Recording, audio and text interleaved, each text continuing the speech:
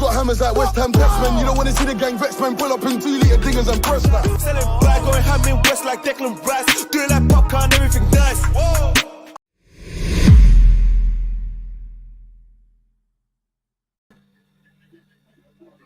I was looking at the wrong screen. What's going on, everybody? Welcome back to Hammers Fans United. Welcome back to the Player Rating Show. It is the night after the night before, and you know, it's becoming a regular occurrence. I'm joined once again by the legend that is Kieran Devaney. And yeah, thanks as always, Kieran, for joining me. It seems like you've been recruited as a member of this channel without actually being told you are. I just sneaked my way in. Yeah. First of all, how are you feeling? And two, how would you sum up last night? It was mate, it was we were all hoping just to have that win to take away, didn't we? In the first half, and it was a bit cagey. They were, I don't know, they were playing up. They were doing what European teams do. When we were getting momentum, they were stopping it. They had the referee sorted because once they started rolling around the floor and he was stopping the game, they realised, oh God, he's going to stop it every time. So they played on that, and I must have done that at least 3 times in the first half, which was killing our sort of momentum in the game.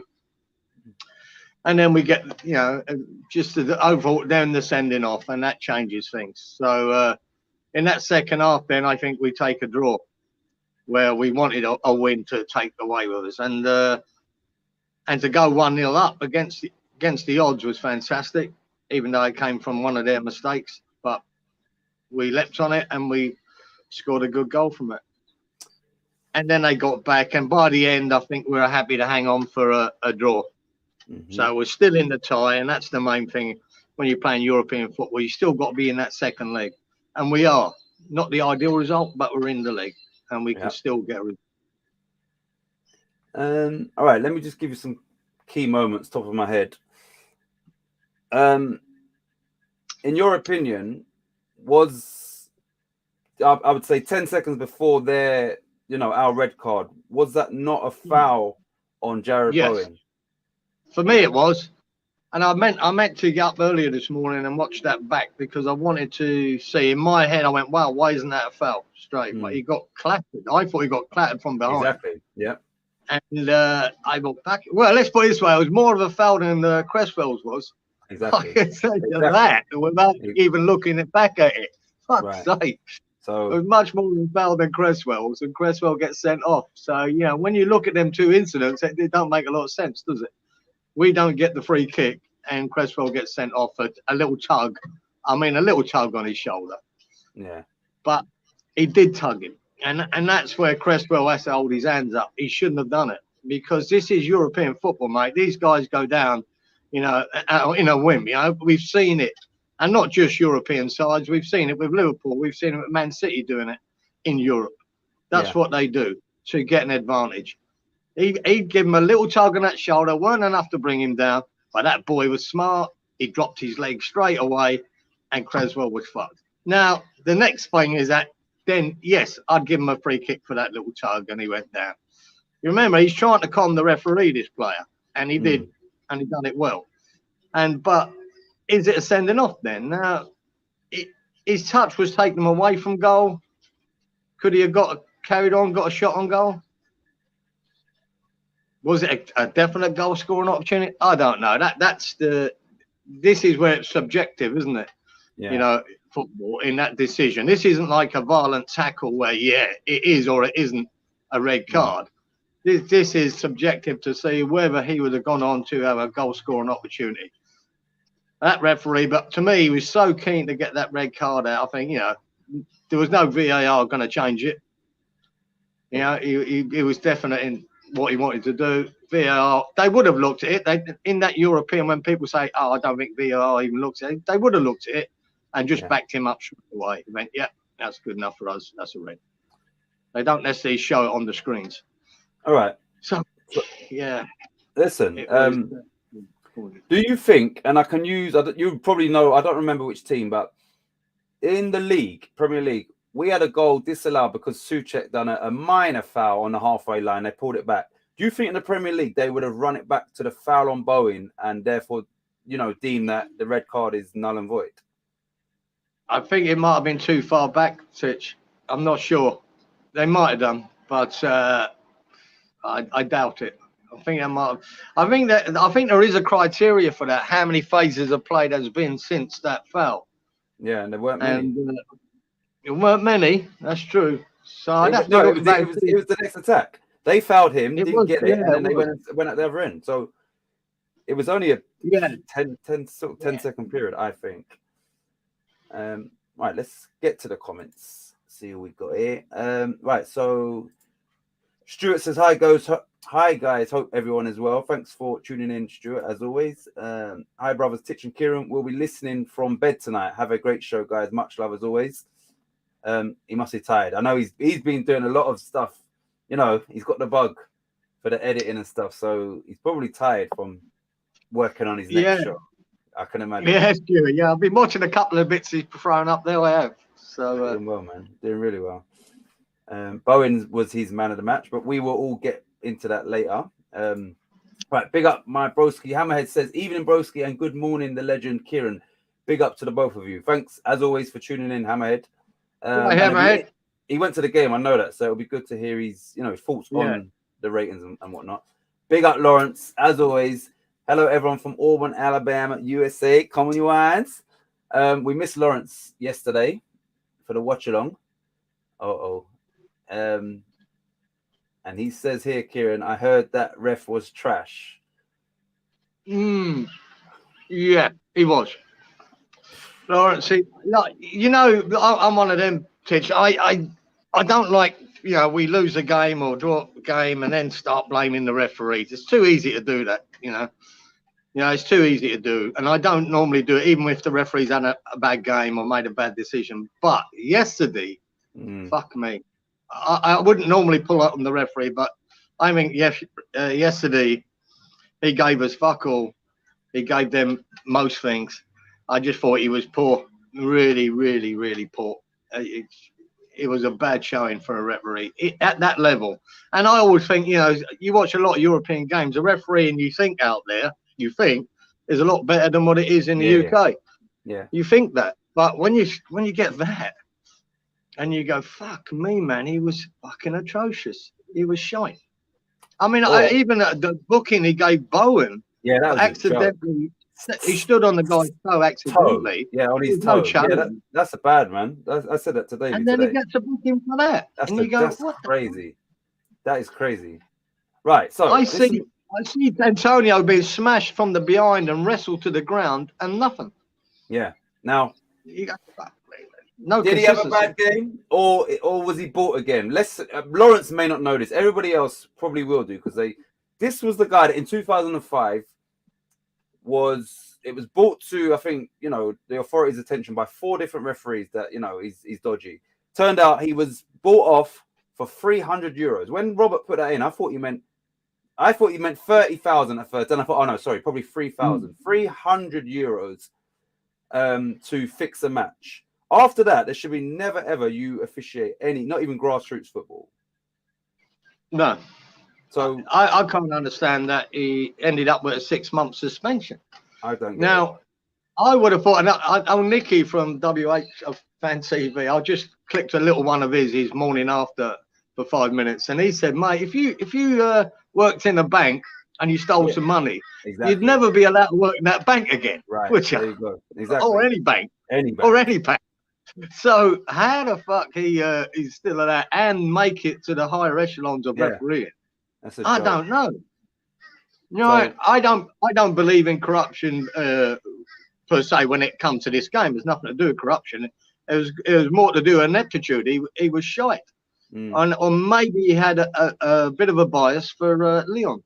Maybe players were playing up to him early and being nice, and he favoured them because he was definitely favouring decisions for them and against us, and that's just a fact. You can watch it back, you'll see it. All right, so I know we'll get to the comments after this because me and Davey spoke about this today. I said, Davey said he don't like the fact that when you got a ref his linesmen are, you know, they're all part of a team, right? Now, Yeah. unless the rules have changed, right? As far as I'm aware, the linesmen can give fouls. So are we saying that when Bowen was fouled and the ref didn't give it, the linesman also deemed that that wasn't a foul as well and didn't wave his flag? Their job is to assist the referee. Yeah. And I'm sure that that linesman just waved his flag for offsides and throw-ins. Which moment was that?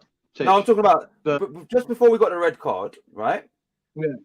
Now, when Bowen sorry. got fouled, right? If the ref don't give it, I've seen in the past, obviously, linesmen will then flag. And once they realised they were flagged, he didn't flag either. So that's, you understand what I'm saying to you? So something for me there is none of you deem that a foul. Then they're giving away foul throws and then get into. David said, I put my head down, I didn't see. He said the ref allowed them to retake it. Yeah. Yeah, he did. Yeah. This is not under 10. You could take it again. That didn't make sense. Under 10s football. A foul throw is a foul throw. Yeah. I mean, if your boys, when you go coaching them, if a kid takes a foul throw, you don't get no second chance. He goes against him, and then he learns. Then he learns not to. You know what I mean? Right. It's all, but he will get pinged for it. Won't just let it go, just because he's young. Exactly. But they seem to let these professionals away with foul throws, and you go, why? Take it again. What do you mean, take it again? Exactly. Right. So Lawrence was working during the match. Morning, all. Harmony, thank you for tuning in. As always, Lawrence says Harmony. Stuart says hi, brother. What can I tell you? Hi, Hammerhead. Right. So Lawrence says it's 4:35 p.m. there. So now it'll be 4:43 p.m. How are you, Hammerhead? Hey, Lawrence. Boom. Lawrence says, TDT, my brothers. Gatesy, Fortune Mind, good evening, everyone. I hope you're all well. Referee yesterday let them retake. Oh, see, I didn't even see this. After a foul throw, also allowed a foul throw itself to stand. Yeah. Thanks for tuning in, Gatesy. Hi, Stuart, my friend. Gatesy, my man. Larry. Let's just catch up with these. I'm okay. Caught up my hotel. I think I'm only about 5 miles away from Marty Strange Day today. Had a jump at West Ham Station today. Oh, my God. I'm right. Hammerhead says I'm disappointed in a lot of what happened last night, and not just the ref. If anything, the most important thing that pissed me off and made me miss the first 10 was West Ham fans fighting amongst each other. Yeah, that's. Is that why the game kicked off a little bit late as well? Because it kicked off like 2 or 3 minutes past 8. Did it? I don't know about that. No.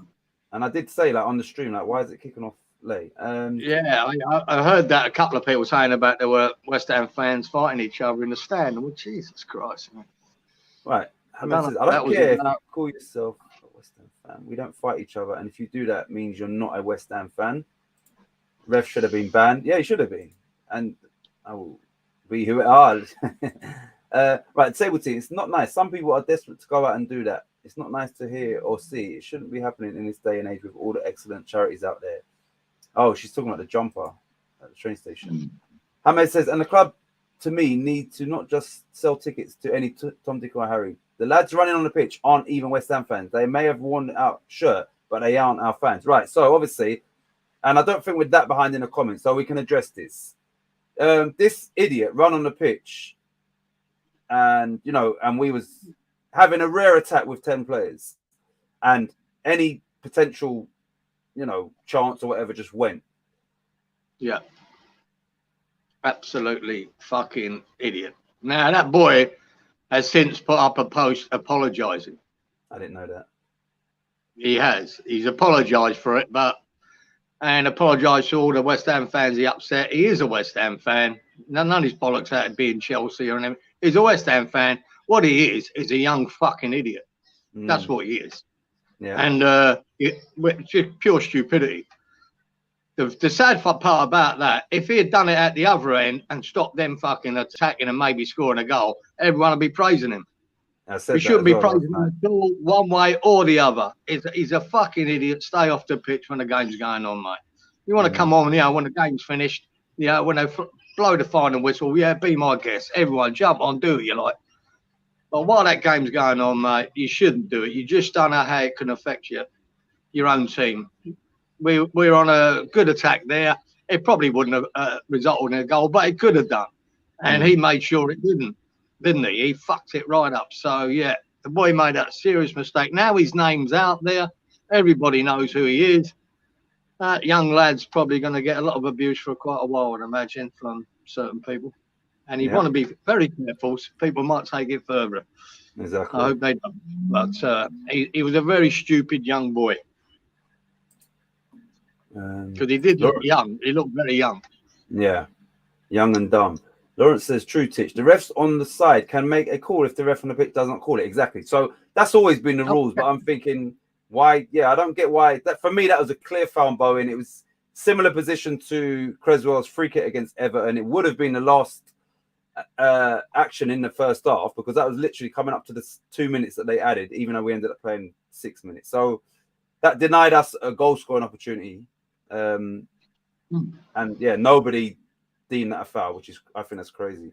Why wasn't VAR used? It was. I'd say it was used. I think what they do it, I'm pretty sure in Europe, mate, they often just look at it, don't show it on the screen. VAR, look at it and just go in his ear hole and tell him, yep, all good or not. That's a lot of the time how it works in Europe. They'll look at it one quick time and go, yeah, you're okay, carry on. After what, I know we need someone to leave. I'm good, thank you for asking, Hammerhead. I know the idiot's name. Look who's in the house. Frankie Boy's in the house. Says Wagwan. Thank you for tuning in. Hey, Frankie. I hope the family's well. I hope Charlie Boy's doing well, and his bet is still on. You know, no thanks to the referee or the officials, but the bet is still on. The dream is still on for all of us. And yeah, thanks for tuning in, Frankie. I want to hear your ratings if you watched the game. How's Charlie doing, please? For 19. Oh, he's 19, Kieran, the boy that ran on. Yeah, fucking idiot. This is the trouble, isn't it? Young kids, man. They think they're 19. They think they're clever. He probably thought he was going to be a hero by running on that pitch and get a big fucking round of applause as he went off the pitch. What he did have was 60,000 West Ham supporters wanted to fucking kill him. Yeah. Silly boy. How many said yesterday? But it cost me £45 to get a cab to South Kensington due to it. But from someone jumping on it. But the cabbie was a lovely Hammers fan, so we chatted footy. Lovely story about a Leeds fan and a Hammer. So that was Harmony's day today. Yeah. Right, Frankie says, doing good, TDT. Bro is doing good, just counting down the days. How are you doing? Frankie boy, I hope you're well, from Lawrence. And I'm good, thank you for asking, Frankie. Right, so we've caught here we go, Lava Larry. We've caught up with the comments, and I would appreciate if everybody that watched the game can give their ratings and maybe a little reasoning for them ratings. One sec.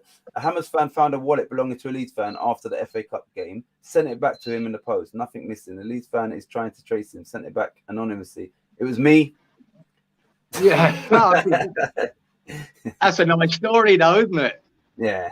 You know, it's a nice story. It reminds me of one I had here myself, Titch. Someone found your stuff. I went down to the Gold Coast with my mate lived there, and for a big weekend with him, right? And I remember turning up on the Friday, right? We had a couple of beers at the surf club there, and I just went to the ATM, got about $500 out, stuck in my wallet. We jumped in a cab back to his house to get changed, and when I got back there, my wallet, I'd lost it. I'd left it in the cab. So I phoned up the cab people, and they reckon they checked the back of the cab. No, it's not there, mate. It's not there. We've had a couple of rides since. It's not there. Fuck. So that was my weekend. Shit. But on the Monday, I got a phone call from this lady in Brisbane, who was the next person to get in that cab, and she had my wallet. She didn't want to give it to the driver. Yeah. And she found my phone number, phoned me up, and I went and met her at her office, and she gave it to me. She wouldn't. I tried to give her $100 for doing them, and she wouldn't take it. And really nice, really nice. So was your number in your wallet? No, I don't know how she found my number, mate. But she worked in one of the big offices in town. She was tidy as well, Titch. When I met her, well, fucking lovely she was, gorgeous. about 35, but really, really classy. I don't know how she found it, but she found my phone number and got in touch with me. Good girl. That's good, man. You know, it's good to hear that. You know, we know there are, but when you hear about the good people out there that do, good things. Yeah, it is. It's nice. No, it was me to Hammerhead. He's laughing, and Lawrence says, "Nice geezer." So yeah, it's a good story, man. It's a good that's Yeah, a it good was. thing. I Right, so tried to get her phone number, Titch. She weren't having it. you weren't having that, mate. Probably contact your bank from one of your cards or something. Yeah, so You're all right. and she was smart, give it to cabbie, mate. They'll give you your wallet back without the cash, like your license and all that. But faith in Yeah, humanity. that was the headache of losing your wallet here. You know, my license and everything else was in it. I was going to have a nightmare cancelling everything, and but she got it back to me. Good girl. Right, let me just disclaimer you lot. That subscribe thing on my thing, if I remove that, because I've done something after the fact, it just throws everything out of sync. So that's why the like subscribe is going to go throughout this thing. Otherwise, it just halves my screen.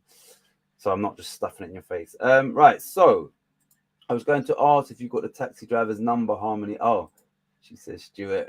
Right. Let's go. Right. So we're going to get straight onto the ratings now. And we are going to start with. Nope, it's not there because this is. One sec, Kieran.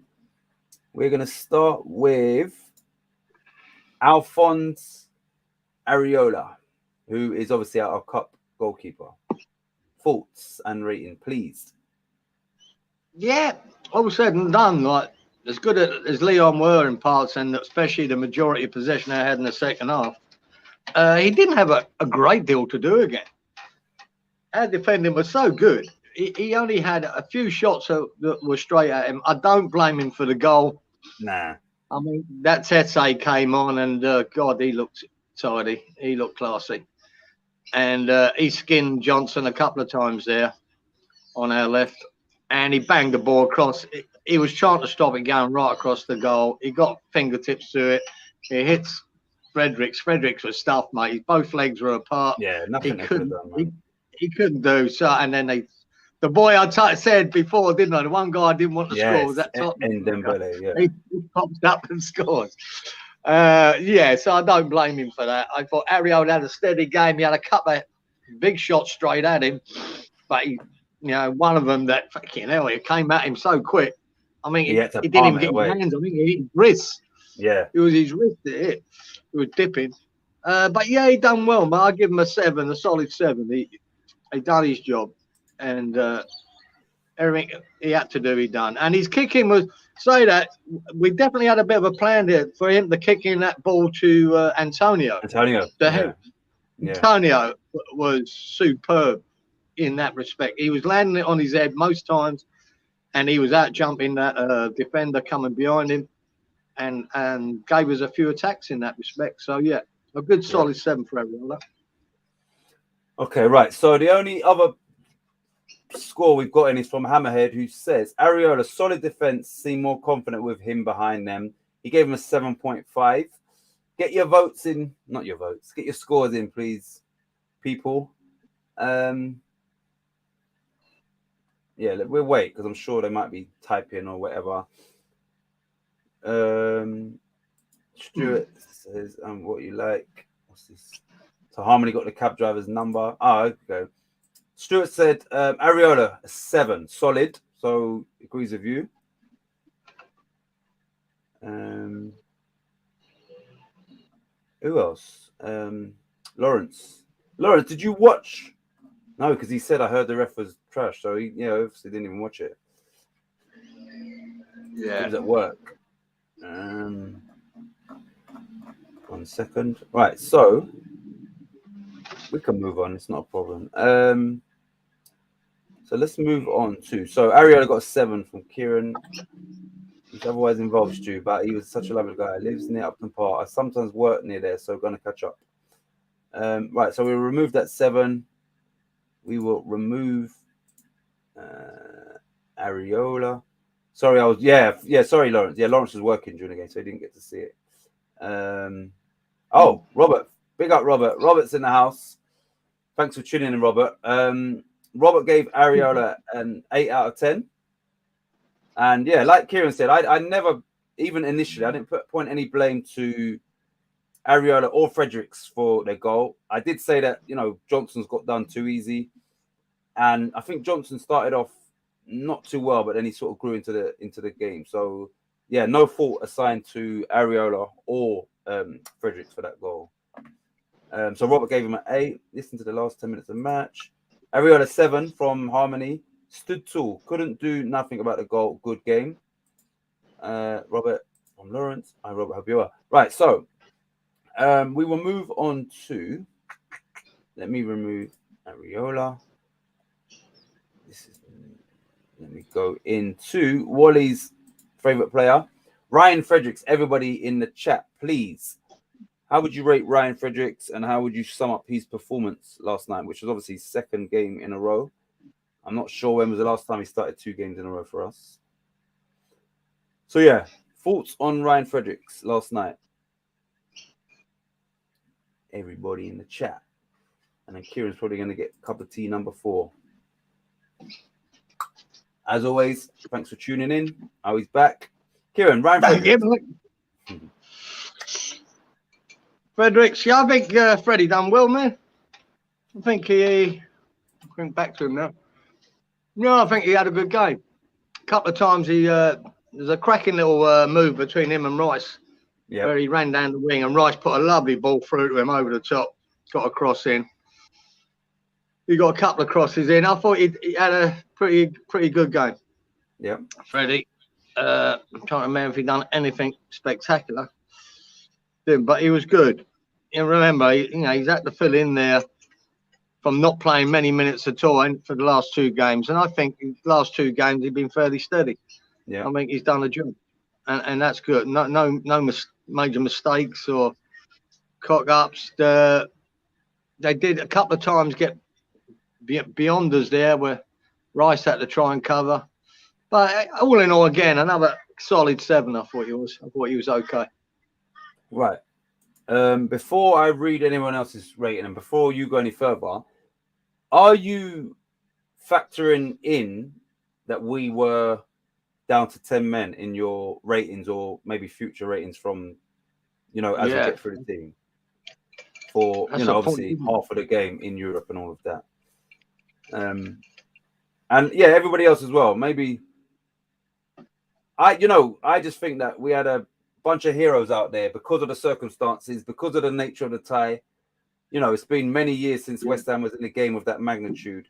For me, the referee clearly was almost like a 12th man for them. So it was like second half was 10v12 in some aspects. So yeah, I think, before I go any further, I think the team done fantastic to keep the tie alive, not buckle or lose their cool with the referee and someone just do something stupid. Even when the fan run on, one of those our players could have fucking chased him and tried, just lost their head a bit. But I think they all maintain their composure in difficult circumstances. So yeah, I think they deserve a lot of praise for that performance last night. I believe. Right, so Kieran gave Fredericks a solid 7. 7's a good score. Sable Team says Fredericks' speed bailed West Ham out a few times. He also gave him a 7. Hammerhead says Fredericks was decent. He just can't defend very well, but his pace is a very, very, very important asset we need to use more. It's true. It's funny because as the game was going on, I was like, if we can somehow utilize him to break. And as I said it, Rice has got the ball, put him in perfectly, which is what you was talking about. And yeah, so, it didn't happen too many times. And I said, boom, if that pass from Rice is not good enough, then we're playing with almost 9 men because our right back is now all at the pitch. He didn't get the ball. So the ball from Rice was a perfect ball. And I think we got a corner out of that or a throw on. Yeah. But Harmony says Freddie is 6. I do think he was at fault. Should have done better. Otherwise, good. See, obviously, like I said, football's about opinions. I couldn't lay any blame towards him or Areola. And that was initially. No. Watching it back, definitely not. I think, Johnson just had a nightmare first 10 or 15, and after that, he was fine. But the guy done him like too easily. And then it was unfortunate for Fredericks. He couldn't do nothing about that. Hi, TDT. Lawrence. Wally just called me and gave me Freddie an 11. So 11 out of 10 for Fredericks. Yeah. Agreed, Kieran. So Robert gave him a 7 as well. Good point, Titch. I think it means in regards to the team's effort in those circumstances. Yeah, because that it is. You do need context to that second half, and you're giving it there, Titch, with the sending off, because that changes things. Yeah. You know, it changes the dynamic of the game and what we're trying to get out of it, and making sure we don't concede. You know, 2 or 3 goals, because then you're out of the bloody game, aren't you? You're out of the tie. This is only the first half of 2 legs, isn't it? So you need to stay in it. Once you go down to 10 men, you've got to be careful not to lose the game in that 45 minutes. Okay. So they don't work. Right.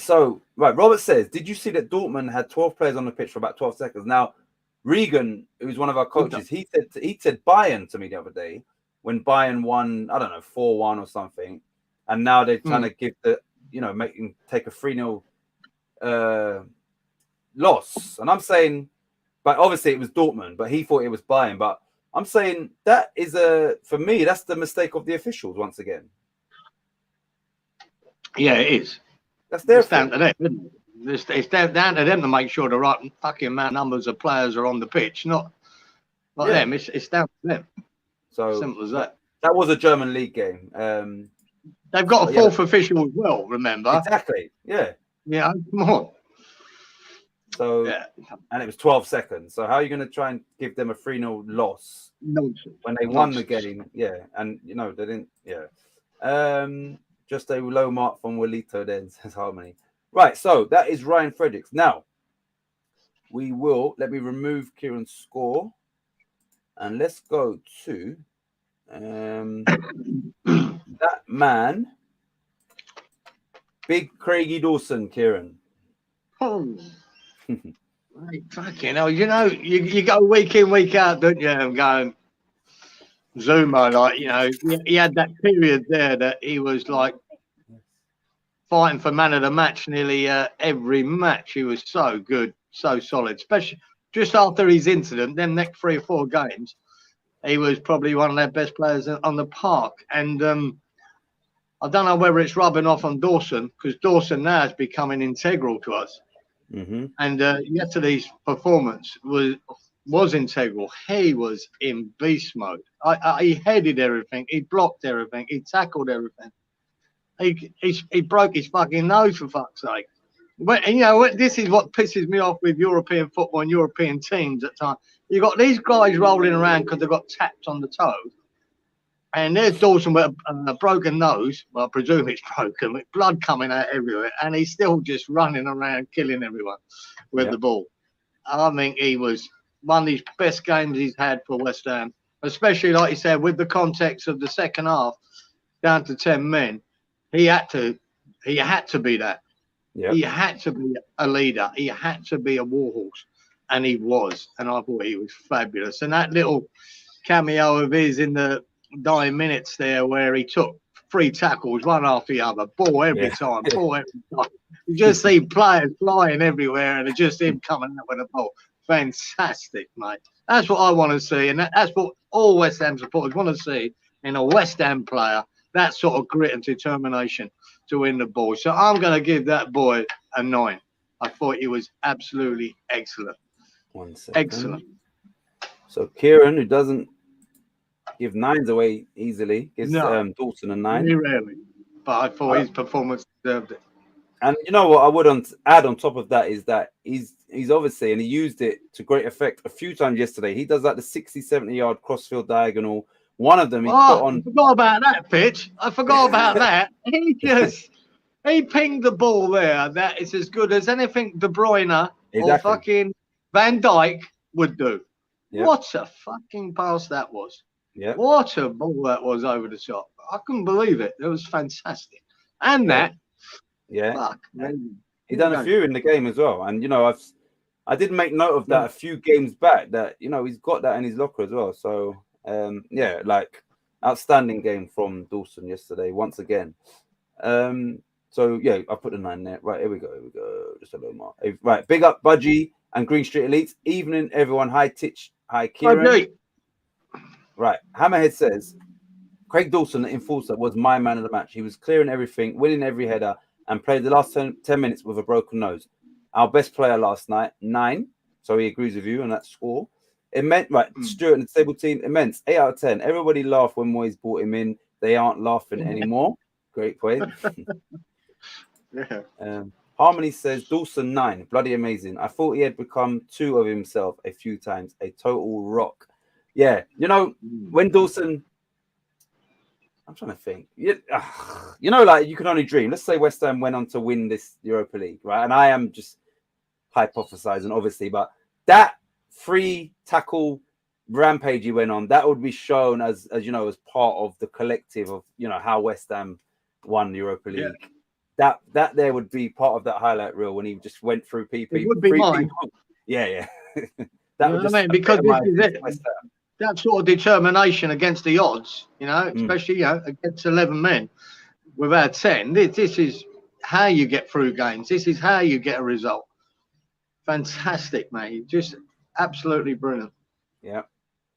Robert says immense. 9, won everything in the air and played, as Kieran said, with a broken nose. So Robert also a 9. Stuart says he meant 9 out of 10. Sorry. So it's all 9s. Hammerhead says, them 3 tackles in a row right at the end was immense. The crowd loved it. Yeah, and that brings the crowd. It also brings the crowd to their feet, doesn't it? That sort of stuff. Yeah. Them little moments really do. They really get the crowd going, and it's a fantastic thing. I used to remember Billy Bonds doing that sort of thing. Yeah. You know, and everyone was just, go on, Billy, son, get in there. It'd normally leave 2 of them players, you know, writhing around with their legs up as well. It was allowed then. Right, let me just. Oh, no, so you better be strict. Right, so Lawrence says 9 Giza. Wow, I like it. Yeah, that lets you know that Dawson was immense yesterday. Right, James, thanks for tuning in. Damn, you haven't missed the show. We've only done, and I say only with all due respect, Areola, Fredericks, and now Dawson. So yeah, you haven't missed much, and you can just catch up with 3 in a row, and then you'll be up to date. So yeah, thanks for tuning in. You haven't missed anything. Hey, James Virgil Van Dawson from Hammerhead. Yes, pass of the season. I too forgot. Talking about he's that pinger. Only done 3 players. James Bond. Yep. See, Channel Roti. She said it before me. I spent all that time concentrating on the spelling and still got something wrong. Hi, James Bond and Green Street Elite. Budgie says, I'll catch up if you want, mate. Areola 7, Dawson 9, best 2 million ever spent by West Ham. Anyone else? Fredericks. Budgie, Fredericks. Budgie, Freddie. Oh, she put it here, Freddie. Oh, she's made a mistake. She said Freddie Kieran when she meant to say Freddie Budgie. James says, Van Dawson 9, a kick in the teeth for anyone that called him nothing more than championship level relatively recently. So he gave him a 9. Budgie gave Fredericks a 7. James gave Areola 7 and Fredericks an 8. I was going to say something. I can't remember now. Anyway, yeah, I can't remember what I was going to say. Right, so everybody's caught up with the scoring, and I feel Dawson gets a deserved 9. King size bed is like a cab. Right, so we will move on to Kurt Zuma. His partner, Dawson's partner, obviously. Yeah, Kurt was good too, mate. He had a good, solid game as well. It's just that Dawson sort of outshone him a little bit. But as a pairing, they're doing well. As a pairing, they're both. It's a 9, right? As a pairing, Zuma, he done everything that was asked for him. I can't remember him doing anything poorly. Couple of good headers out. Yeah, I think between them, they kept Dembele quiet. He hardly had a sniff. They done their job on him really well.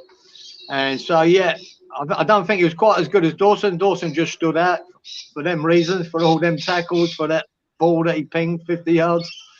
So, yeah, but it was a solid 8 performance from Zuma, mate. Our defence was so... And I say, in the context of being against 11 men, was in that second half, they were up against it, mate. They had periods of that game when that backs to the wall stuff. Yeah. And he was a solid 8, mate. He was superb.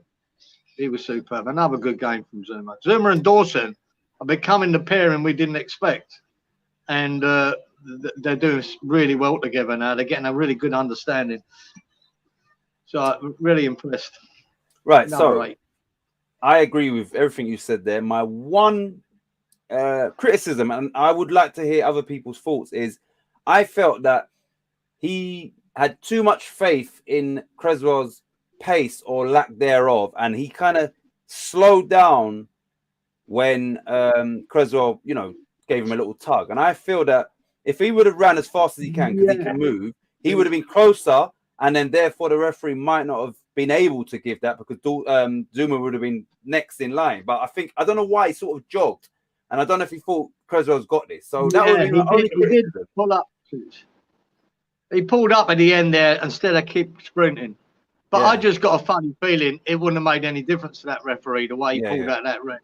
I don't think, I don't think he even looked at that. He just saw it and just fucking his hand was in his pocket. Yeah. I don't know if he really give it any thought about Zuma. We'll never know that. But yeah, he could have sprinted a bit quicker there just to make sure of that.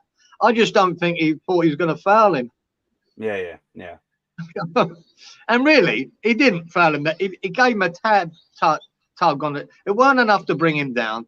That the player decided to go down. That's where we got caught. And this is the trouble with the dark arts of European football. Lyon a little bit more experienced at it than us, and he done well with. If that was for your team in Europe, you'd be going, well, then Belly done well there, mate. He got a little tug, fell over, got the boy sent off. He'd be getting a pat on the back from his manager. To me, it disgusts me, but that's what European football is. I even in the heat of the moment, I didn't feel any way towards Dembele. My thing was all about the officials and not giving that free kick, because, like you said, if a West Ham player does that, if Antonio does that, we're not going to say, "Oh, it was a foul," but of course he's milked it, and but he's smart. He's street smart. That's what I was going to say. I don't recall one instance in the whole game where West Ham players went down when they wasn't actually hurt, cut or bleeding, and just rolled it. You understand? Like West Ham never ever just. We don't do it. No, not at all. Not at all. Apart from when Dawson and Fredericks were hurt, proper hurt. It's one of the reasons I gave up watching European football years ago, Titch, was because of this. Because of the cheating, the rolling around, the pretending. It's fakery. It's nonsense. And Neymar, to name one, is a master at it, isn't he? And it's pathetic. It's not what we were brought up as kids to play like, and I don't like it. I don't like it when anyone does it. I slag Yarmolenko off for doing it. That 6 weeks ago against Kidderminster, he took a dive. I didn't like it. I see Benrahma take a dive the other week. I didn't like it. I don't want to see it in West Ham.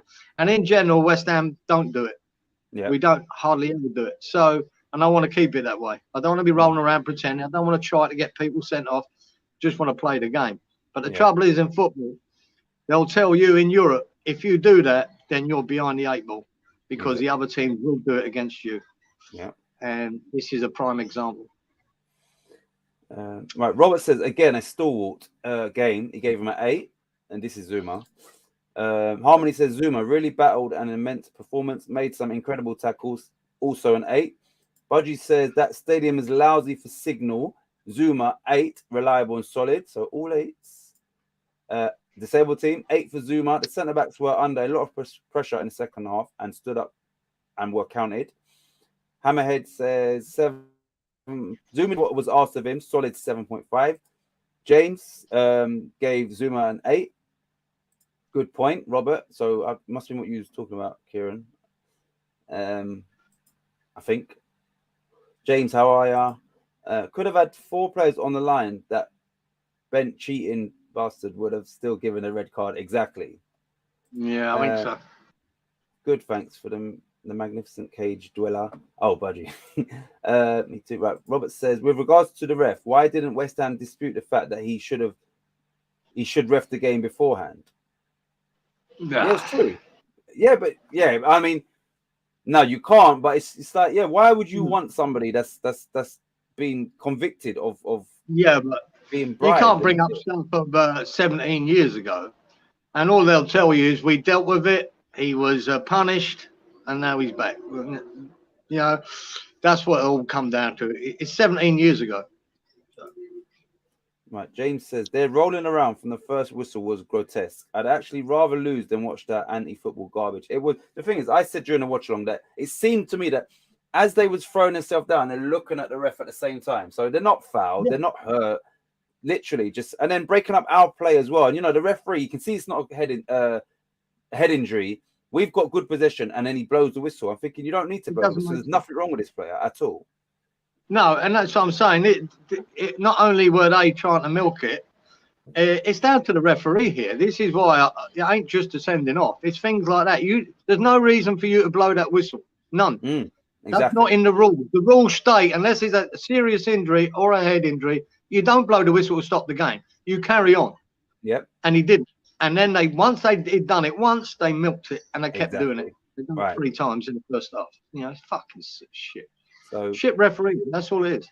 They got away with as much as he would let them, and he let them get away with a lot. So they knew what they could do with him. Yeah. Right. I asked this yesterday. Can the red be appealed? It was a straight red. So normally in the Premier League, yes, you can. But I don't know how quick the process is, and would they class it as a frivolous appeal and then give us, you know, an extra ban or whatever? So how does that work? I don't know. Mate, this is UEFA. You can appeal that all you like. They won't go against the referee. I'll tell you that. And the VAR. You've got 4 officials on the park. You've got the VAR. You think that UEFA are going to go against all of them? Not a chance. They'll be undermining their own referees and the VAR. So they won't. It'd be pointless appealing that. You'll get them nothing. Because it is a subjective. There will be a percentage of people who look at that and go, yeah, it's a sending off. Yeah. You know, there will be. We won't because we're West Ham fans. But we know he died. The wink give it away. Yeah. Exactly. The Ronaldo wink. But I don't think they're overturning it because he winked. Harmony says, I mean, it wasn't even a yellow. She don't even think it's a yellow card. There's nothing. James says, Harms, I think that's a waste of time. Plus, it could lead to a suspension extension. Yeah, that's what I was saying. If they can't deem it a frivolous appeal, then I know the Premier League do that. They add a game or two. I think the only time it ever goes to a bigger suspension is if it's a dangerous tackle. Yeah. That was nothing. That was a tap on the shoulder, a little tug, and the boy went. You know, it's simple as that. Well, at the end of the day, Creswell shouldn't have done it. He shouldn't have touched him. He shouldn't have done it. And they'll know that. Because this is Europe, mate. This is what they do. They fall down. Right, here we go. Right, because I'm gonna say something about that incident before we move on to actually Chris. Oh no, he's next anyway. Right, so Robert says, what do you make or what seemed like cramp after 20 minutes, judging by the antics on the sidelines? So yeah, cramp after 20 minutes from the Lyon players. Do you buy that? No, he's rolling around to stop momentum or our momentum of the game to try and get the game stopped, and he did. Right. And the referee booked it. It's just crazy. You know what, Robert? My take on that is during the watch along, Robert said, you know, he feels the first 20 we might be a little bit cagey in that, and then we'll open up. That is exactly how it happened. And maybe once we started to pick up momentum, coincidentally, that's when, you know, cramp after 20 minutes. Now that West Ham is actually finding their way into the game. Yeah. So it's very experienced tactics from Lyon. It is. It's European tactics. This is what they do. Yeah. This is, you know what I mean? And that's the trouble is we all want to be in Europe, but this is what comes with it. This shit. This is what comes with European football. It's fucking sickening. And this is why, you know, when I speak about the games upcoming and I say, look, we're playing Lyon, European pedigrees. You know, some people might think I'm just saying that, but this is what I mean. Like they know how to navigate through these games, through the group stages with the antics and West Ham clearly don't. You know, you understand what I'm saying to you? So that's why I would say they've got European pedigree, like because of this sort of reason, not just Budgie says everybody in my local agreed it was a bullshit red. It was a clear and obvious error, says Harmony. Well, like he said, it is subjective, even though, you know, it seems to me that, you know, Jason Cundy, I don't know if it was what's that guy's name? Was it Darren? Darren. Melrose, or no, not Melrose, Darren Ambrose. He was with him, wasn't it? Yeah, he was the same. He was going. Yeah, you think they were West Ham supporters the way they were condemning it? They was saying it's a disgraceful referee performance. I think they also went back as to the foul on Bowen before that. So everybody seems to be of the same opinion, but the people that matter, they're just going to stick together. And how many times have you had that over the years? Many. Yeah. Many Exactly. Because even a West Ham fan rung up and he said, "Oh, like, good to hear you, Jason." Like he said, like, sticking up for West Ham. That's the first or something like that, right? Actually, I find him Jason Cundy very fair with West Ham. He's given us a lot of good remarks over the last few months, mate. He really's enjoyed watching West Ham. He's said it many times. It's only that Jamie O'Hara that likes to put a dig in on others, but I think that's for views. I think that's for views. Yeah, he wants that shock value. Right, Hammer says, I hate to say it, but that's one of the reasons I don't like Creswell. He's unprofessional and he doesn't think he's just a bellend. In my eyes, he's ruined a lot of games for us. Hamed gave him a 4 for Creswell. Harmony, oi, just be careful at Hamed. Yeah. If there is any justice, West Ham will go through, says Stuart. Creswell gets a 7 from James. Hammerhead says, even though it was a bullshit red, Creswell should always have had that in his mind. Yeah, this is what I was going to ask. But Creswell has done things like this many times. It's not a coincidence. Right. Robert gave him a 6. What I would say is this, yeah? Before we get onto Creswell, let me put him on the screen now, and then Kieran, you can 1 minute. Because I'll ask everybody. Right. Do you think in hindsight, Creswell needed to foul him? Because would he have scored and how would have going in 1-0 in the 93rd minute have affected us in that game? Did he take one for the team, basically, is what I'm saying? I just don't think he ever expected it to be a sending off. He never expected that to be anything. He gave him that little thing just to put him off balance a bit. That's the idea of that. Just to give him a little clip so he might have to take another step then to get control of the ball. He didn't expect him to just collapse and then get sent off. I thought he was giving away a free kick, quite apt to if he did, and it would be okay. And maybe get a yellow. But the referee went straight to red. So he cocked up. The boy, you know what I mean? That Dembele was too smart when it comes to the dark arts. He decided to go down and, like I said, the referee couldn't wait to get the red card out. And that was that. Yeah. But, I mean, if he really meant to have fouled him, he would have really grabbed his shoulder and pulled him, yanked him. But he didn't. He just gave him a little touch just to put him off his stride a little bit. I don't think he's going to score from there either. Do you? You know what I mean? I don't think he's got to score a goal from there. But it's all subjective. What do you think? To me, you shouldn't have touched him. Let him. He was going away from goal. You can look at it that way. You're the manager of that team, and that's your defence. He's going away from goal. So Creswell, leave him alone. Just get back and run and get in front of him. And we didn't. He decided to give him a little tug. I would. If I got in Creswell's head now, I believe that Creswell thought he's going to score. So it was, it was the mind that he tried to put him. But I believe that Creswell was thinking we're going to go 1-0 down in first half injury time. So obviously we're not in it. Yeah, and he may well have done it for the greater good. Like he's going to score, and us going, yeah. So in that split second, he's thought I need to do something to put him off because he is. Yeah, I don't know. He maybe just thought he's going to score here. And when the ball went through to him, I did think he was going to score.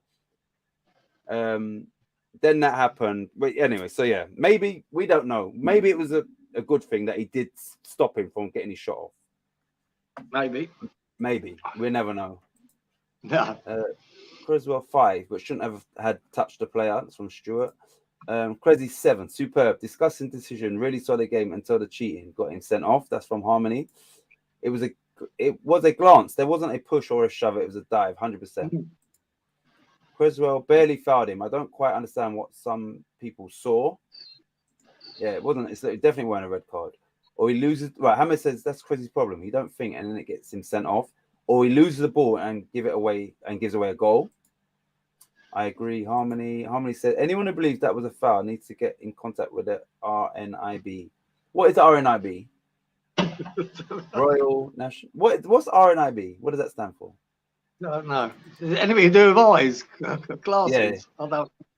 I don't know. I'm glad you don't know as well, because I don't know. Right, so Kieran, let's go. Aaron Creswell, his performance and his rating from you. Yeah, mate. Look, until that moment, he done really well. He was doing okay. So yeah, he only played 45 minutes and he got sent off. So I'll give him a 6. But I think it was harsh. I mean, a little touch on his shoulder. Fuck me, man.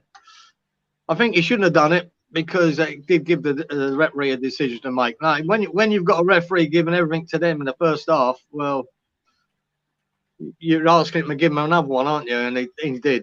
Fucking donut. But yeah, 6 for Crazy. I thought he was good and solid. You know, I don't think we hardly had a bad player in the team in the first half, bar one, and one average one. So yeah, Crazy. Yeah, it's hard that people could. I can see why people go, oh, why he shouldn't have grabbed him on that shoulder. He shouldn't have grabbed. He should have just let it go, mate. If they score, at least we still got 11 players. But he did.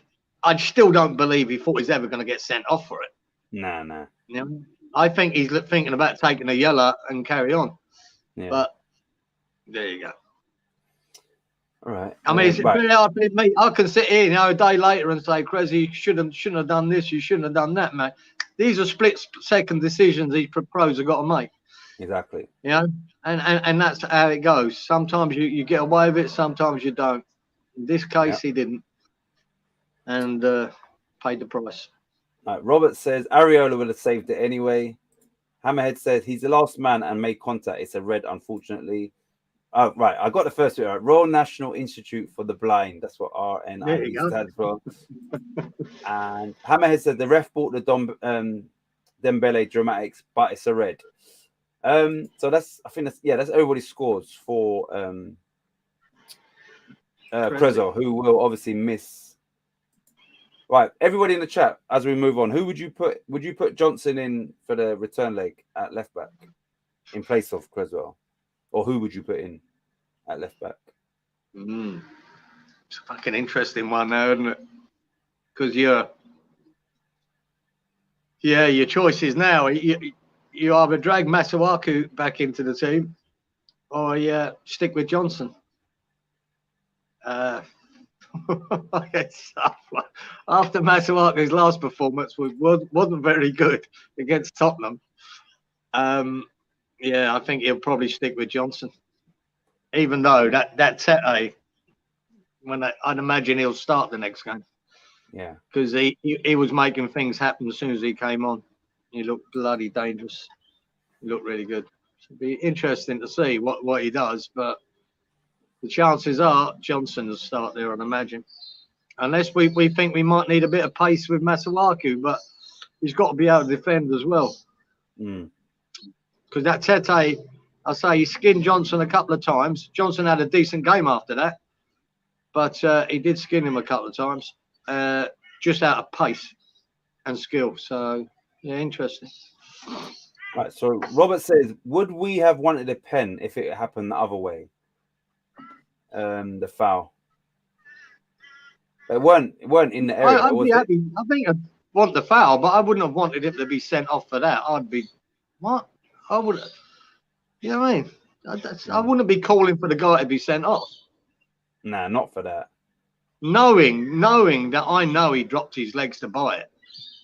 I mean, that's what he did. If Antonio had done it, I wouldn't particularly want the boy to be sent off.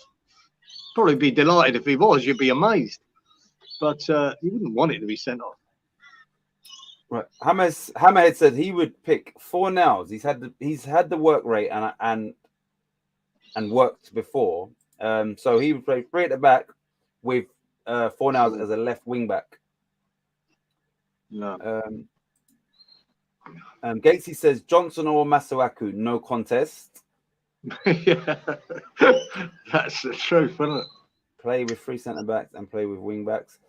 And I, in response to that, yesterday I called it at half time, and probably a lot of other people did. I knew going down to 10, he's going to take off Ben Rama and he's going to bring on Johnson. So I didn't say, he's going to bring on Masuaku or he's going to bring on Sufal. That was the obvious. Both, I knew Ben Rama was coming off because we had 10 players, and I knew that it would be Johnson. So naturally, I would assume it would be Johnson, from the start. Yeah, exactly. Yeah. If that was his full process at half time, Titch, why would it change next week? With 11, exactly. Yeah. Play 3 centre back and play with wing back, says Robert. Same as Hammerhead. Creswell 6. Yes, Johnson with Fornals in front of him, says Budgie. So he would go with Johnson at left back. Agree, Budgie. Hammerhead says Diop, Zuma, and Dawson with Sufal and Johnson maybe as wing backs. Do you think that would work in the away leg? No. The last time we played that 3 at the back was against Tottenham, and they tore us to pieces. So no, I would rather stick with myself 4-4-1-1. That's what I'd like to see out formation against them. All right. So let's move. I don't want to go 3 at the back. Let's go on to Thomas Souček. I thought he was a little bit below par. Souček. Defensively, again, in the second half, he was good. He was solid. He made a lot of blocks. He got in front of players. He worked really, really hard for it. But I thought in the first half there, he's passing again, let him down. He was pretty below par for me. I didn't think he was at his best game. Didn't think he was bad, because in the second half, everyone as a collective had to be good, had to be strong and work and get in front of them. They were overrunners there in the midfield with that extra player. And so I thought he had a good, solid second half. First half, I just thought he was a bit below par. His passing at times is really questionable. So, I'd give him a 6. Thought he was, for him, a little bit below par. His performances, he might deserve a 7 for his second half performance. So I might go for that. What, 7? 6.5. 6.5. There we go. Yeah. All right. Stuart says 6 for Souček. Unfortunately, going forward, nothing. I think he done well for the team last night in those circumstances. I really do. Souček was very, very poor last night. All his clearances were wayward. His passing was woeful, but he made himself a physical presence, which saved him slightly. So Hammerhead also gave him a 6.5.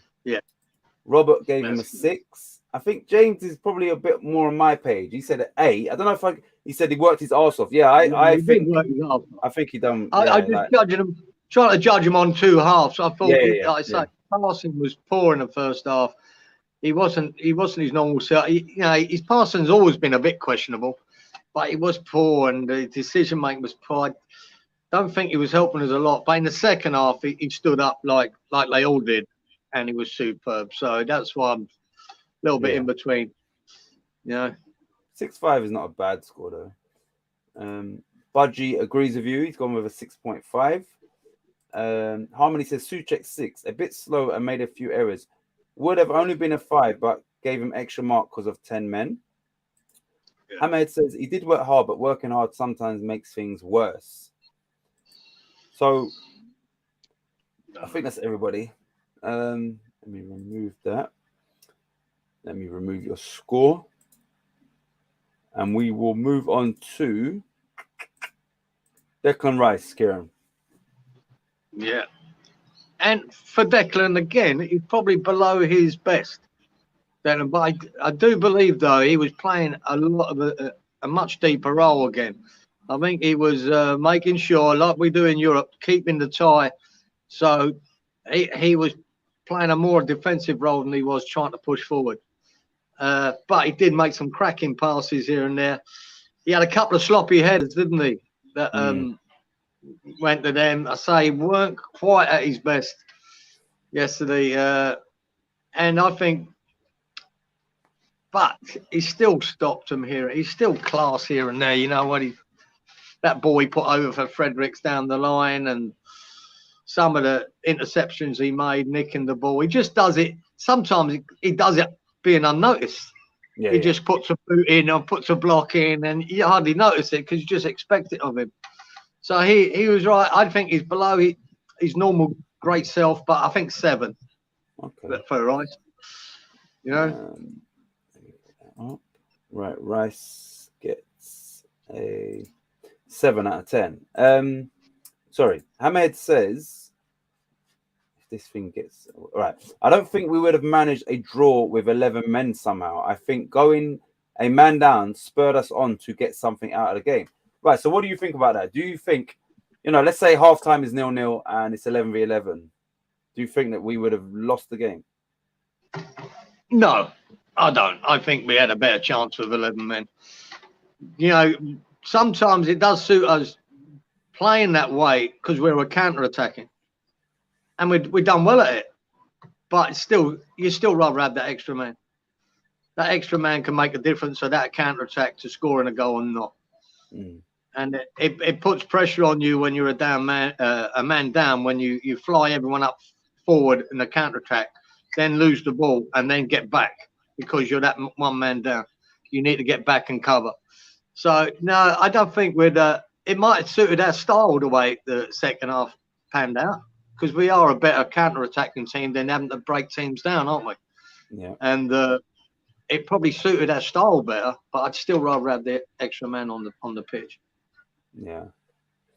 Plus, I said at halftime, it limited Moyes if he really wanted to make subs. It limited, and I did say the only sub that would make sense was Benrahma off for Johnson. After that is, you've got Vlasic and Yarmolenko as forward players, but in that game there, they're not going to be able to come on and do what Bowen or Antonio's doing. So yeah, limited going down to 10, limited our chance of making an impact sub. Like it was gone. Once the Johnson for Benrahma was done, I knew there won't be no more subs unless there was an injury. No chance. They wouldn't make no sense. I was surprised. The only one that would have made sense to me, Titch, is that we went to 8 minutes. Yeah.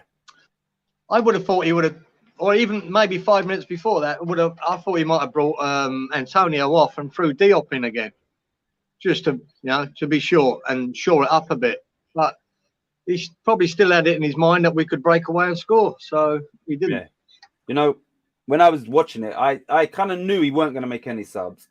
And I think if he would have done that, all that does is invite more pressure on. So, yeah, you've got an extra defender, but you have no outlet. And Antonio, we will get to him. I think he was immense last night. Now, you take him off, there's that zero outlet. So all you're doing is inviting pressure. So I'm glad that Moyes didn't do that particular sub because I think the only reason I thought that, Tej, because he worked so hard, he was looking weary.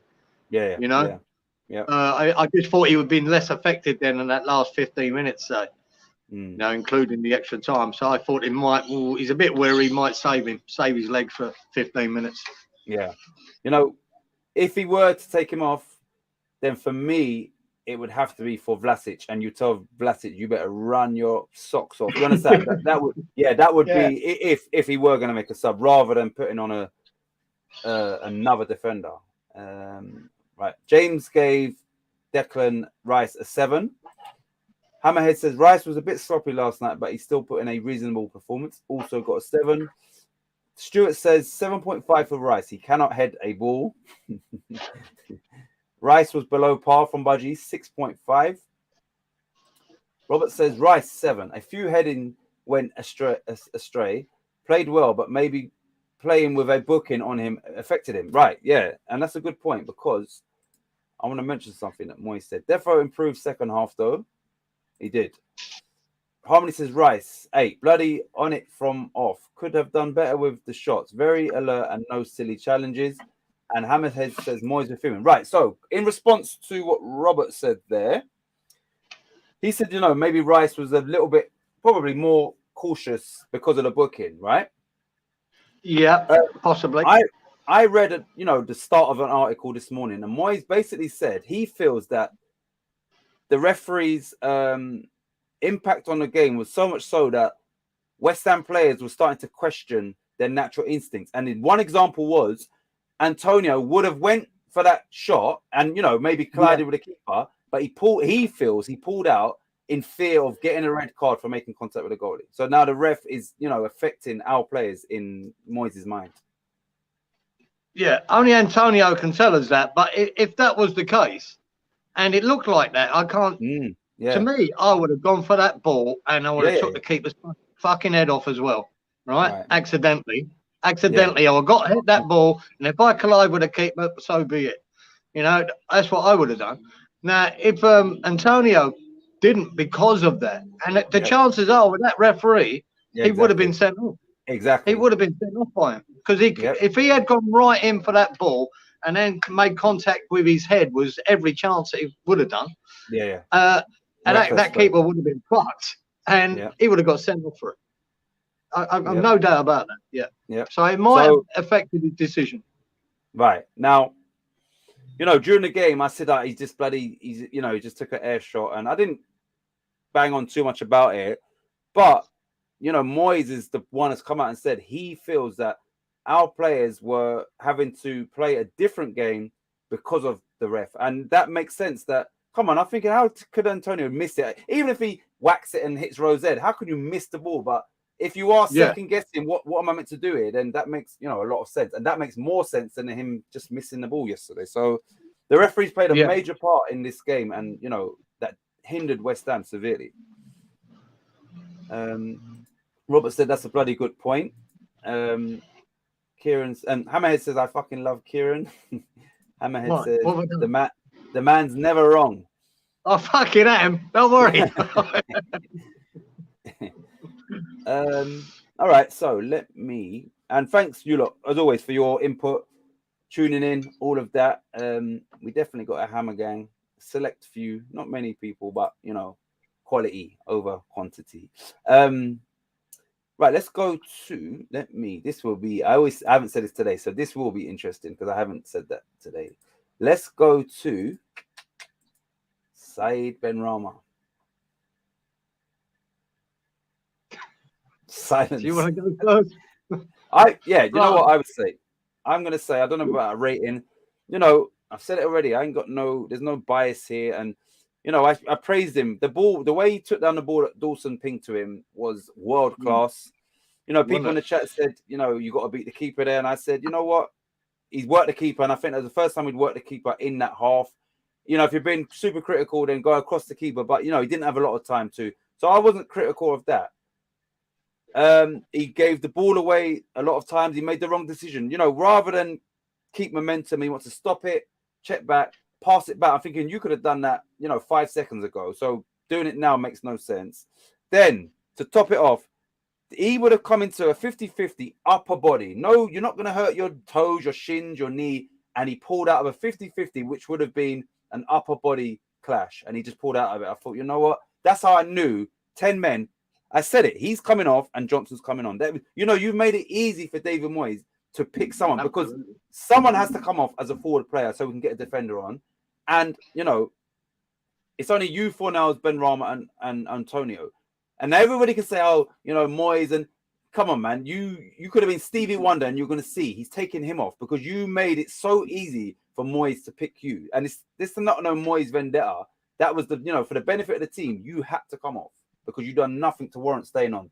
Even with 11 players, he should have come off at halftime. So that's my point. That's my thoughts on. It's really, really frustrating. And I said at the start of the before the game kicked off, if Benrahma is on it, he would cause Lyon problems. And he wasn't on it. And some of his decision making is just poor. And then there was 2 times where Cresswell overlapped him. If you don't put him in, then your ball into the box better be on the money. And they were shocking. Now, by doing that, Cresswell's wasted energy. Cresswell's out of position. And now they're on the attack and we've got one defender missing. So his decision making is just poor, man. Like really, really poor. Yeah. So, that's my thoughts on that particular player. You absolutely nailed it, Titch, because that's it. When that ball from Dawson landed at his foot, that touch, like you said, was world class. And I've been waiting for Benrahma. I just think sooner or later there's going to be a game where he's going to fucking shine. And I was so excited with that touch he took on. He ran. His left foot is obviously pretty shit and weak. His shot, it was on his left. He can't cross with that left. It's rubbish. He's crossing with that left foot. It's rubbish. It's all over the place. It's either too long, nowhere near it. So I'm not blaming him for his shot on goal. The guy closed him down as well, the defender. But the touch was sublime. And then there was one other where he gave the bloody ball away again, and he tracked back, he run back, and he won. Yeah. And I went, come on, Ben Ryan, let's have now. This has got to give you a bit of, let's go on. What did he do? He done nothing after that. Everything he done after that was absolute pants. Like he said, you got Cresswell running past him, and all he got to do is feed him, and he passes it straight into the defender. Yeah. Now Cresswell was out of position, and we're under threat because of that. His decision making was terrible. His passing was terrible, and I've been waiting and waiting. Every week I say this. He does these 3 or 4 really good things in a game, and the rest of it's not good enough. It's just not good enough. Now the difference, if I'm not going to, well, I'd say Payet, but it could be any real good creative midfielder. If he's having a good game again in that first half, there we could go on and win this game. Yeah, the opportunities he had to create something with because he was getting a lot of the ball down that left. It was all coming down there mainly, and I think that's why even Bowen in the first half wasn't that effective, because most of the balls are going down that left, and he was giving them away. It wasn't working because of him. If you've got a good creative player there who can keep the ball, who makes things safe, Lanzini had been in the positions he was in, we would have had about 3 or 4 more good scoring opportunities. We really would. And he threw them away. He threw the opportunities away from bad passing, bad decision making. And like you, come half time, I was, regardless of that fucking sending off, I wanted to drag him in. Because it was just so frustrating. And you can't keep doing that week in, week out, being that frustrating to people, right? And then rely on people to back you up because you've done 2 really good things. And that's what's happening with him. There's too much of the negatives to the positives, and he has to turn that around. I want to see, if he's got 80% positives and 20% shit, well, fucking have that. Even 70%. But it's the opposite way around. He's having 20% of good and 80% shite. And it's costing us, and it could have cost us goals in that game because of the way the speed they had counter-attacking us when he lost the ball. Oh man, I'm not. I'm starting to question now whether he's ever going to make it at West Ham, because these are the games he should be shining in. He's getting a run of games. He should be playing. He should be coming good, and he's not. So, there was no surprise him coming up off half time. There was only one choice. So, overall, mate, he played 45 minutes. Most of that 45 minutes, he was poor. So, I'll give him a 4. And thankfully, I'm about to readjust all of you. And 4 is the lowest I went down to. So, the next rest, I haven't actually put them in the right position. So, thankfully, you didn't give him a 3.5. Right, so James says only Antonio knows what happened there in regards to Antonio pulling out of that collision.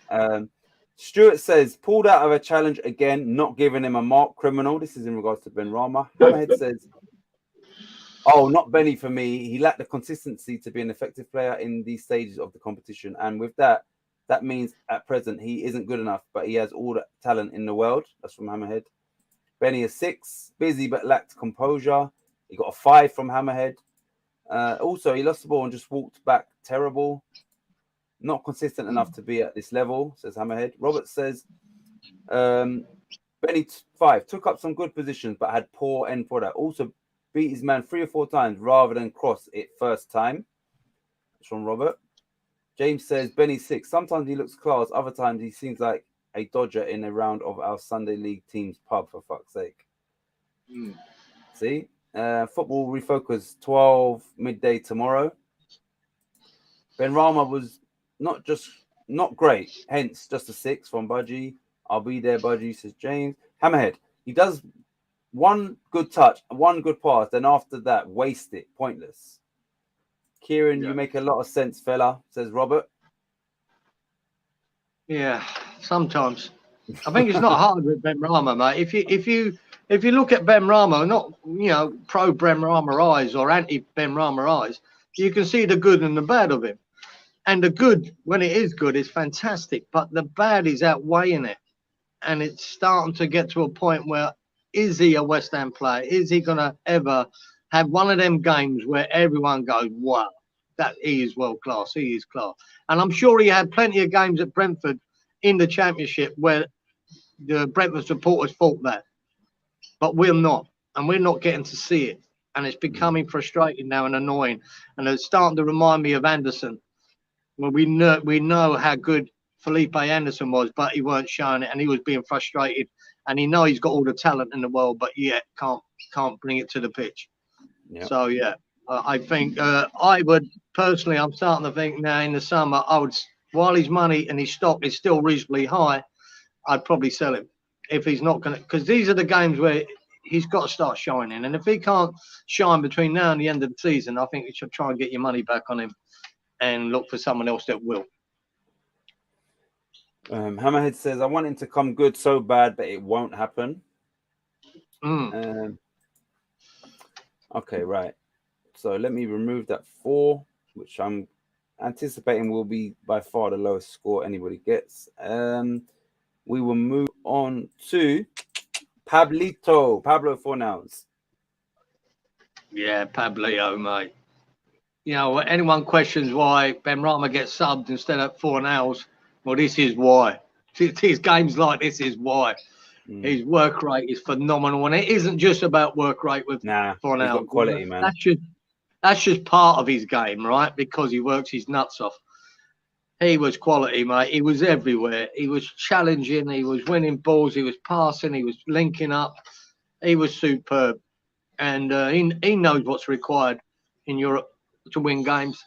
And even just when they made that mistake, that was just him anticipating that pass. And you could see his movement to the right before he passed it and then got his leg into it. Antonio falls straight back to him. And then it ends up coming up a couple of players before Bowen finishes it. But it was all about that. Fornals was superb yesterday, and thank God we got him. Yeah. I think he's a solid 8. Fornals, one of the best players on the park, and great for us. And especially even then when we go down to 10 men, he knows what's required there. Now it's, come on, we're going to be back to the wall a lot in this half, and let's get into them. He won some cracking tackles and battled back well, and yeah, fantastic, Pablo. Sorry, you gave him 8, didn't you? My bad, I didn't put it on. Yeah. Right, so yeah, I'm a massive fan of Pablo Fornals, and like you said, it's not just, you know, someone that is naturally that wasn't his game. You know, he knows when to do it. First time, he knows the right weight of pass. He knows how to, you know, first time on the half volley with his left foot to put it, you know, on the money out to the wing. He's got a range of passing. He uses both feet, you know, equally as good as each other. He doesn't hesitate on his weaker foot. And then on top of that, you know, he works his socks off, and he's very good at, you know, nicking the ball in their final third and setting up attacks. And, you know, he done that once again from a goal kick yesterday. So he is I think he's a star for West Ham. Like, I really appreciate everything that he brings to the team. And, you know, he's got a bit of everything about him. And for someone like that to have that grit, determination, and work rate, and the fact that Hamid's saying, look, I'd put him at left back or left wing back, when this guy came to us as a goal scorer number 10, lets you know that this guy has worked hard for West Ham to be a success at West Ham. So yeah, you know, just nothing but praise for Fornals, man. And I think 8 or 8.5 would be correct score for him yesterday. But Hamid says, oh, Pablito, he bleeds claret and blue. He was a true battler last night. I love the man at 8.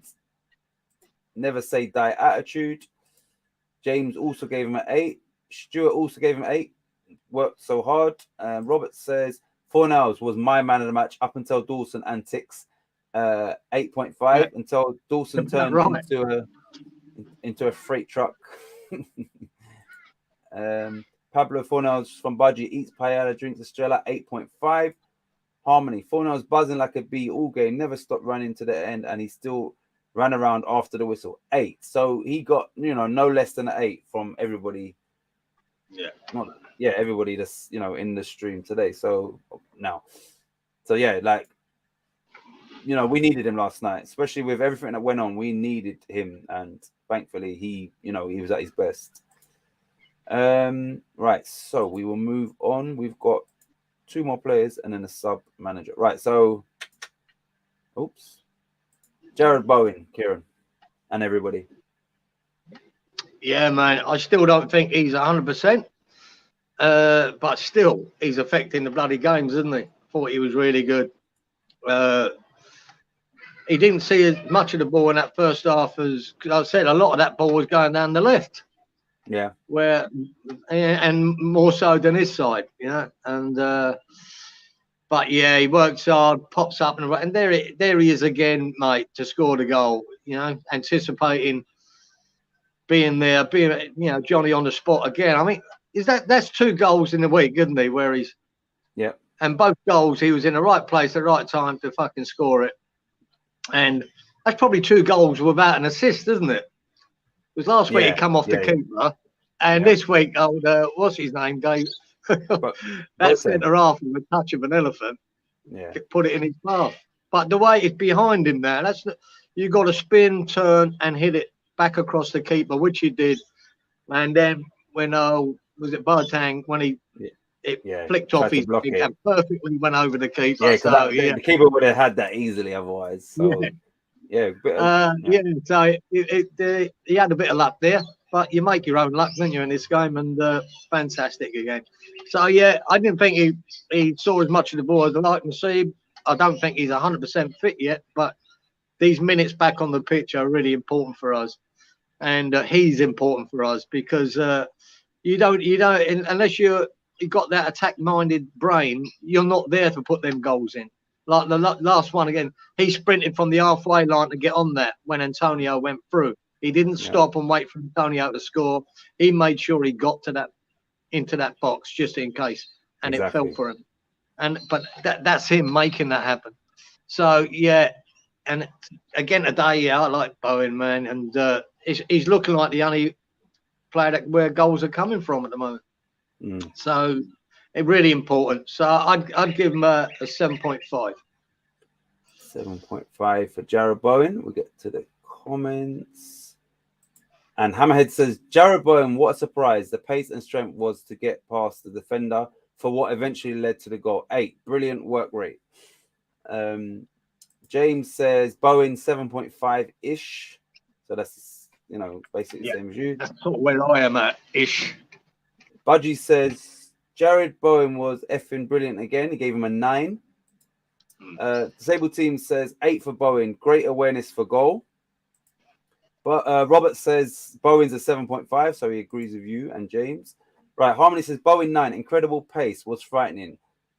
Incredible. Pace was frightening. Great turn for the goal. Didn't panic. Offered lots. Sadly, others didn't do his work rate justice.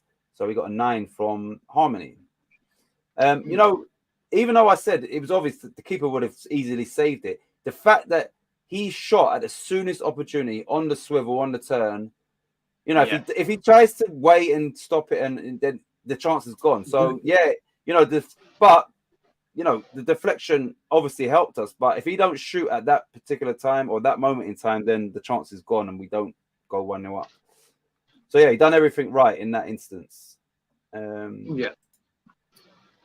Right, so, this player I'm actually going to maybe give a rating to. 1 second. And that is... Oops, let me remove Brian. That is Mikel Antonio. For me, I would say he was my man of the match. I'm going to tell you my score for him is because I'm not going to give him a 10, but, I've seen other people give 9s like there for Jared Bowen, so I'm going to give him a 9.5. I'm his biggest critic for, when I need to be, or, about his touch. And I think last night he was immense. And, the only one slight was that the thing where he swiped thin air, but now, in hindsight, maybe there was a reason why he sort of pulled out of that. So, and I didn't make a big deal of it. He won every ball that was fed up into him with his chest, with his head. He was pinpoint with his, with his headers and setting up attacks. He weren't just flicking it on and it was going back to the keeper. He was actually finding, a midfielder or a wide player like all of the time. That's probably the best I've seen him play. Definitely without scoring a goal, but I'm saying, like, I can't remember the last time Mikel Antonio had a game like that. This is a European quarterfinal. We're under the cosh and 10 men, and he had to work even harder than he always does. And I just think that they would have come off that pitch, thinking, wow, they've got a real,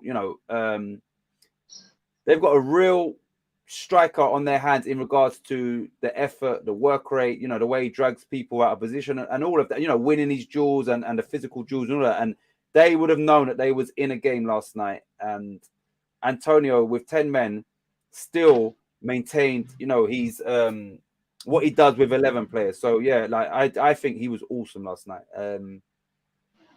He's my man of the match. I have to give it to him. Yeah, mate, I agree with you. I thought he was awesome. This is why David Moyes loves him, right? This is why he loves it. It's this type of game and the way he played in this game. And the aerial duels that he won were unbelievable. This reminded me of, playing like a 4-4-2 because he was winning headers down to Fornals or Bowen or whoever. He was winning and directing that. That one attack there, the kick from the key where he won that header and headed it. You see how much power he put, 2 Fornals. And we were on him. And then Fornals feeds him. And then the defender slides to block the shot from Antonio.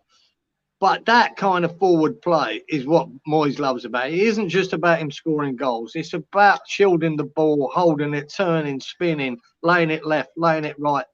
That's what he wants him to do. And I thought he was fantastic at it. Like, first half, he was amazing at it. You've got to remember, the second half, he was probably more on his own because of the 10 men. But he's still done it. He's still back in battle. I thought he was superb, mate. I thought he held the ball so well. Them defenders that coming up against him, trying to head again, they know they were in a game, mate. He battered them. Yeah. He really bullied them. This is his game.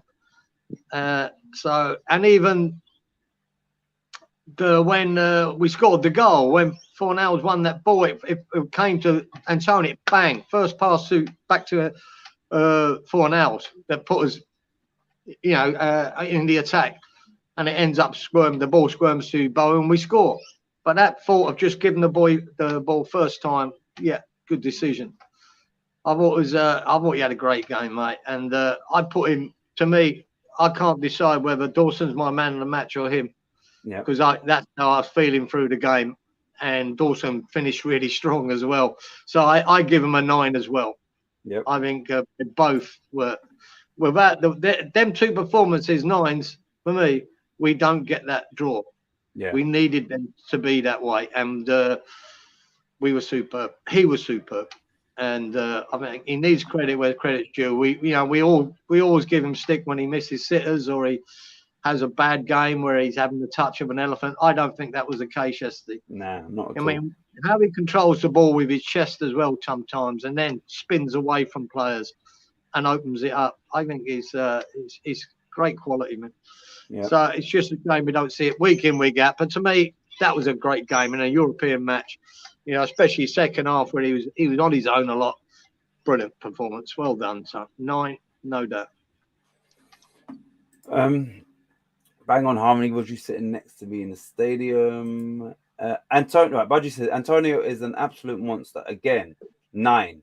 Great hold-up play. He's done all season. So, echoing what we said. Stuart says Antonio did really well. Used his strength really well. 8.5. Hammerhead says Antonio was brilliant, winning the ball and creating space and chances for others. He'll get that goal he needs Sunday. 8. Robert says Antonio 8.5, and that header that you're talking about, he's applauding that. Yeah. Brilliant. James says Antonio 8 again, works his arse off. Antonio 8 from Harmony. Bottled a certain goal, lacked composure when needed for the end product. but gave his whole heart. Another day he scored 2. I don't think a bottle that. Initially I just thought he sort of mistimed it and kicked thin air. Now what Moyes says to me makes more sense, that he was very cautious about, colliding with the keeper through fear of getting a red card. And so I believe that was, why he didn't go for that, like, fully committed, which he always does. And then Hamid says, don't know why he got a yellow for a shoulder barge. Stupid ref. Exactly. Crazy. Right, so we've just got the manager. Let me get him up. David Moyes, Kieran, and everybody else. Yeah, we're nearly finished. But yeah, David Moyes, and yeah, how would you rate him? Yeah, I think the team he picked is probably the only team he could pick. We're not sure of Soufal's fitness yet, but he might have played Fredericks there anyway, for having that bit of pace. I'm not sure. Because it might be up in the air whether Soufal does get that spot when we play the return leg. I'm not sure. Maybe not. Yeah, I think I'll give him an 8. Because there's not much he done wrong. He saw what had to happen once the sending off. The only player to come off was Ben Rama, so he got that right. At the end, like I said, I thought he might have gone a bit more defensive at the end, but I think he was still trying to break away and win the game. He wanted to try and nick the second goal. So he kept Antonio on. And yeah, that's fair enough if he still thinks we could win it. I think if it had been a goal up, he might have brought Diop on. Just to shore it up, but he didn't. He didn't need to. So yeah, I think he's an 8, mate. He didn't do anything wrong in this game, and he got booked. Good stuff. He gave the referee a little bit of a slagging. So well done. All right, right. Hammerhead says Moyes and Nolan both get a 9. They wanted to get stuck in it at the end. They were fuming. Robert says Moyes gets an 8 from me. Stuart says Moyes gets an 8. Budgie says Moyes 8.5. His reaction and subsequent yellow card gives him that. 1 second. Yeah, so Kieran and everybody else as well. There's 2 more things we're going to do. First one is, if you were to rate the team's performance, all things considered, how would you rate the team if you were to give them a score out of 10? Mate, with the adversity of the 10 men in the second half, mate, I'd give the whole team as a whole a 9.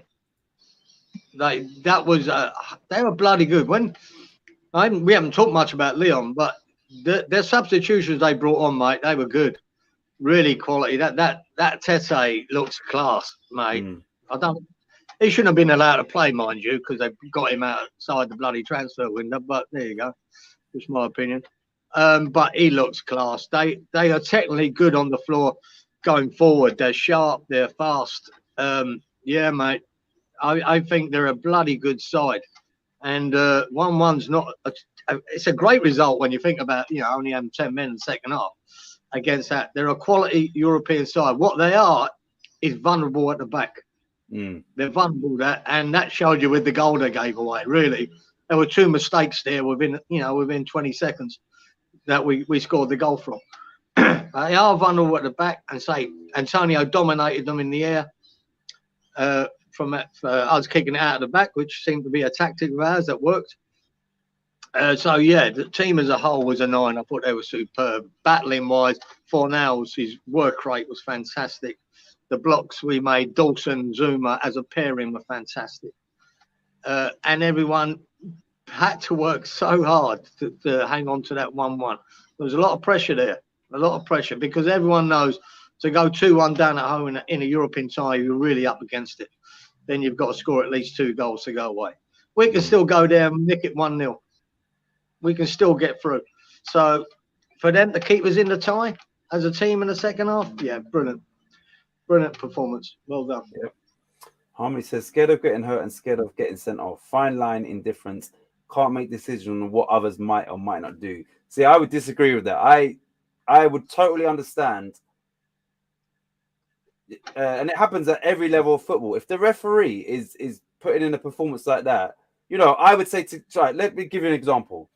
We might be playing and you see what the refs start, and I shout across to the pitch. You can see what's going on here. They know what that means. That means this ref is for the other team. So I don't need to vocally say that. They know what I mean. So that means I'm telling them, don't question nothing he does, even if it's apparent that's a terrible decision, because it's not going to get you anywhere. So I just have to say that. And now they have to think about what they say, how they question the referee, because I've already told them there's no point. So you will, some referees, they then will get in your head and affect, the decisions you make on a pitch. No, they do get in your head, Mike. I actually playing a team. We played a university team here, and the referee was a university lecturer. We played it on their campus, and my God, the first 40 minutes, the decisions he was giving to them was just getting ridiculous, right? It got so bad. I walked up to him and said, I'll tell you this now, ref, if you give another one stupid decision to them, I'm taking this team off the pitch, right? You can stick the game up your ass, because now it's getting embarrassing. No, I'm not like I'm telling you how you are. You were giving them everything. We're up against it, and again, every decision, and you get a bit fed up with it. So that's why I understood Moyes' frustration at the end. I don't think it was just about that red card. It was about that whole first half. Yeah, the whole first half, mate. He was a fucking disgrace. So yeah, you can understand the frustrations, man. When the referees it seems to be biased on their side. Yeah. Hammerhead gave Moyes an 8 out of 10. James gave Moyes a 9. Says man of the match. Robert gave Moyes an 8. No, this is a team, isn't it? Is it a team or Moyes? Okay, no, he gave Moyes. Right. Hammerhead, I think, gave the team an 8. Moyes got man of the match from James. Robert gave the team an 8. Yeah, sorry. 8 for the team from Stuart. Harmony says Moyes 10. Knew what he was doing, showed his heart for the club. Moyes of the match, says James. Team rating, bang on, Kieran, 9. And the rest of the staff get a 9 too from Budgie. Team gets a 9 from Harmony. Effective and didn't let their heads go down. If you're thinking that you're not able to give 100%, yeah, exactly. This is the whole point, Harmony. We wasn't able to give 100% because of the referee. The foul throws was another joke, says Robert. Fan who runs the pitch, the stocks. Right. And just before not a bad idea, James. Not a bad idea. Just before we end the show, we've done this last week. So how would we rate Harry Geezer's performance in tonight's show? In the player rating, what would you rate Harry Geezer out of 10 for tonight's show? I think it's average. I want a 6. It's average. Oh my back. Tell you what, and if you look at all them quarterfinals, man, 3 of them finished 1-1, and 1 of them finished 1-0. So it shows you the fine margins in all these games. They're very, very tight. All 4 quarterfinals, very tight. Not much in it. As tight as you can get. Like I said, even the 1-0, it was actually the home team that that just edged it. So really, really, really tight. Hammerhead gave you a 69 out of 10. That's not bad, is it? Laughing. Geezer gets 9.875 from Budgie. Nice. Oh, Harmony says 11 for Geezer. Would have been a 12, but he disagreed with me. Would be the first time, Harmony, wouldn't it? I normally agree with you, though. You're normally good. She does speak a lot of sense. A lot. And, I said it last week and I've said it before, that it's good that the Leeds fans know so much about West Ham that they can give accurate player ratings. Yeah, that's true, yeah. Because I couldn't do it. Yeah, Leeds, a couple of the players I might, but they actually know our team, like, really well. And who have Leeds got this weekend? Fitch? They are playing, no, not Southampton. Watford. Ooh. Away to Watford. Come on, E. That's a must not lose anyway. Even a point there wouldn't be disastrous. Get a point, at least. That'd be good. Big up, James. James says Titch 10 and Queenslander 9.987. Beauty, mate. Yeah, I don't want to see any 10s because you've got to score hat tricks and 2 assists to get a 10. Did Stuart? Yeah, we need Stuart and Robert. Here we go. He's done it already. In all honesty, very accurate scoring. You got a 9 from Robert. And then it's just Stuart. Oh no, Harmony's already given 11. So Stuart might give a 10. Stuart's sleeping. Shrek is asleep. Watford, I'm there in that hotel now. Yeah, she's there already. All right. Oh, are you already there, Harmony? Brilliant. Good for you. Harmony, Good, I hope you win, mate. So James Harmony's says, going to the game. yeah, she's going, yeah. Get ready Good for stuff. Mate, I hope you win. Yeah, at least when she streaks, she does it properly, not just some little 19-year-old running on, waving his hands. She'll be waving everything else.